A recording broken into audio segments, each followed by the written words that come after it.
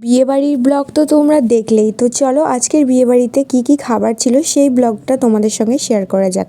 তো দেখো প্রথমেই আমাকে থালা দিয়ে দিয়েছে, তার পাতার মধ্যে আর কি একটা হজমোলার লেবু, তারপরে আসলো আর কি ডিমের ডেভিল, তারপরে ছিল হচ্ছে নান, তারপরে হচ্ছে চানা মশলা। তো এটা খেতে এত টেস্টি ছিল, সত্যিই খুব ভালো ছিল। তো ডিমের সঙ্গে একটা চাটনিও ছিল। আর আমি না ডিমের চপটা আর কি অতটা বেশি পছন্দ করি না। তো আর দেখো এখানে দুটো ফিঙ্গার আর কি আলু ফ্রাই দিয়েছে ডালের সঙ্গে খাওয়ার জন্য, আর স্যালাডও দিয়ে দিয়েছে।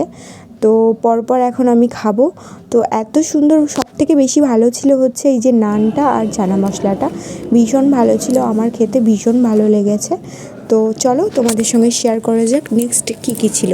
তো এই যে ডিমের টেবিলটাও খেলাম, ডিমের টেবিলটাও মোটামুটি ছিল, অতটাও ভালো ছিল না।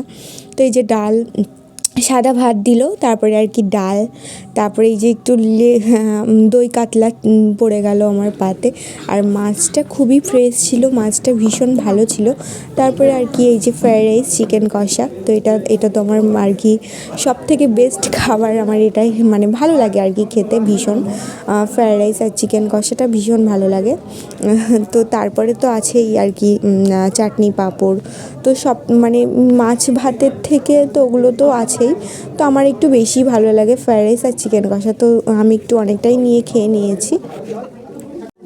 তারপরে এই যে চলে আসলো আমের চাটনি আর সঙ্গে পাঁপড়। তো এটা তো আমার ভীষণ একটা ভালো লাগে খেতে, চাটনির সঙ্গে পাঁপড়। তোমরা কারা কারা পছন্দ করো অবশ্যই কমেন্ট করে বলো। তারপরে আসলো লট চমচম, তো এটাও ভীষণ ফেভারিট, এটাও ভীষণ ভালো লাগে। রসগোল্লাটা আমি স্কিপ করেছি, রসগোল্লাটা আমি নিইনি। তো ভীষণ ভালো ছিল খাবারগুলো। তো লাস্টে ছিল হচ্ছে যে আইসক্রিম, আর হচ্ছে আর কোনো কিছু ছিল না। তো আজকের মেনুটা কেমন লাগলো অবশ্যই কমেন্ট করে বলো। তো টাটা।